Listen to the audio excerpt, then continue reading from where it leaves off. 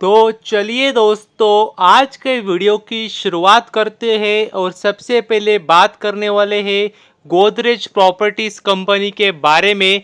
क्योंकि अगर आप देखेंगे तो देख सकते हैं कंपनी ने एक नया लैंड पार्सल लिया है जो कि है हैदराबाद में। और जहां से देख सकते हैं लगभग अगर आप देखेंगे तो 4,800 करोड़ का रेवेन्यू पोटेंशियल लग रहा है कंपनी को। तो ये काफ़ी बेहतरीन बात है कंपनी के लिए। और भी अगर आप देखेंगे तो देख सकते हैं कंपनी वहाँ से लगभग 1.2 million square feet saleable area sell करने वाली है। तो ये काफ़ी बेहतरीन बात है क्योंकि कंपनी के आपको पता ही है काफ़ी अलग अलग प्रोजेक्ट चालू रहते हैं।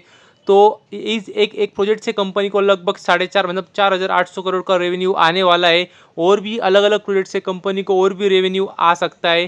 तो ये बात भी आपको पता चाहिए। और अगर आप देखेंगे तो वही का है कंपनी ने क्या जो उनकी जो लोकेशन है जो नई लैंड ली उसकी वो काफ़ी कह सकते हैं स्ट्रैटेजिक लोकेशन है। क्योंकि वहाँ से जो इंटरनेशनल एयरपोर्ट है राजीव गांधी वो भी कह सकते हैं ज़्यादा दूर है नहीं, अच्छी कनेक्टिविटी है। तो ये बात भी आपको पता चाहिए।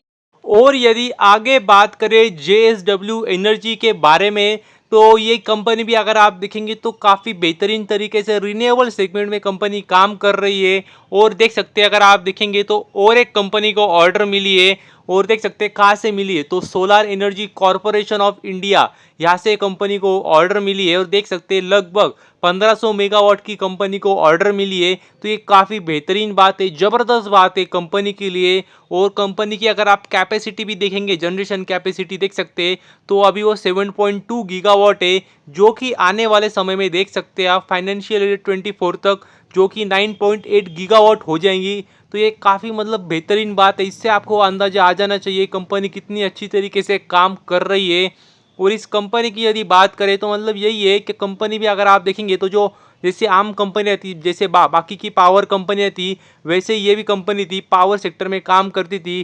ट्रांसमिशन एंड डिस्ट्रीब्यूशन का कंपनी का काम था। लेकिन जैसे समय बदला तो वैसे ही कंपनी ने अपना रुख भी बदला और कंपनी ने रिन्यूएबल सेगमेंट में एंट्री की और अभी काफ़ी ज़बरदस्त तरीके से काम कर रही है। और जैसे मैक्सिमम कंपनी ने किया एक नई सब्सिडरी ओपन की मतलब नई ब्रांच खोली और उसके थ्रू काम किया, वैसे ही देख सकते हैं अगर आप इस कंपनी की भी यदि बात करें तो इन्होंने भी एक नई कह सकते हैं सब्सिडरी ओपन की जिसका नाम भी देख सकते हैं आप जेएसडब्ल्यू न्यूओ एनर्जी।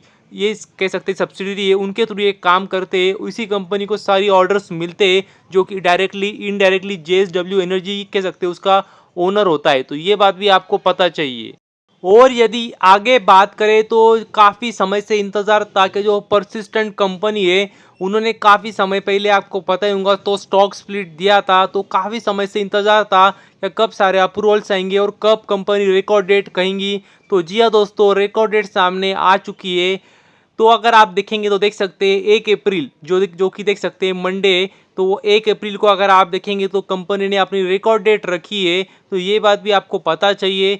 तो अगर आप देखेंगे तो जिनको याद नहीं होगा तो उनके लिए मैं बता दूं, देख सकते हैं अगर आप स्टॉक स्प्लिट का रेशो भी देखेंगे तो जो फेस वैल्यू 10 की थी वो देख सकते हैं आप 2 की होने वाली है। मतलब 1:5 के रेशो में आपको कह सकते हैं इसका फ़ायदा मिलने वाला है। यदि मतलब आपके पास एक शेयर है तो आपको 5 मिलने वाले हैं। मतलब उसी मल्टीपल में आप समझ सकते हैं आपके पास जितने भी शेयर होंगे आपको उतने एक्स्ट्रा 5 शेयर मिलने वाले और आपको फ़ायदा मिलने वाला है। हालांकि आपको ये बात भी पता है क्या उसका मतलब जो शेयर प्राइस है वो भी कम होती है, तो मतलब एडजस्ट हो जाती है। तो ये बात भी आपको पता ही होंगी। और यदि आगे बात करें केईसी इंटरनेशनल कंपनी के बारे में तो इस कंपनी की यदि बात करें तो इंफ्रा सेक्टर में कंपनी काम करती है और लगभग 2250 करोड़ की ऑर्डर कंपनी को मिली है। लेकिन अगर आप देखेंगे तो देख सकते हैं कंपनी को काम क्या करना है तो ऑयल एंड गैस पाइपलाइन का कंपनी को काम मिला है और इंटरनेशनल मार्केट से कंपनी को काम मिला है। तो ये काफ़ी बेहतरीन बात है, ज़बरदस्त बात है। लेकिन आपको ये बात भी पता चाहिए कि कंपनी किसकी है। तो जी हाँ दोस्तों, एक कंपनी है आरपीजी ग्रुप। तो आपको पता ही है गोयंका ग्रुप की एक कंपनी है, काफ़ी बड़े बिजनेसमैन है और कोलकाता में कंपनी का हेडक्वार्टर्स है। और काफ़ी कह सकते हैं बड़ी मात्रा में इन्होंने भी इलेक्ट्रॉल बॉन्ड से डोनेशन दिया था, पॉलिटिकल डोनेशन। तो अभी उसका भी देखना होगा क्या कह सकते हैं असर होता है, क्योंकि मैंने आपको बताया था क्या अलग अलग कंपनियों के थ्रू इन्होंने कह सकते हैं डोनेशन दिया है ताकि ध्यान में ना आए। लेकिन काफ़ी बड़ी मात्रा में लगभग 650 करोड़ का आंकड़ा सामने आ रहा है। मतलब जो भी इनकी कंपनियां थी अलग अलग कंपनियों से इन्होंने लगभग 650 करोड़ का पॉलिटिकल डोनेशन दिया है, तो ये बात भी आपको पता चाहिए। और मतलब जिस जिस समय दिया है, तो कभी कभी कभी मतलब इलेक्शंस थे तब उसके थोड़े से पहले दिया है।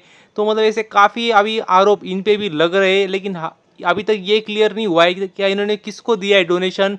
लेकिन आप समझदार है, समझ जाएंगे ऐसी मुझे आशा है।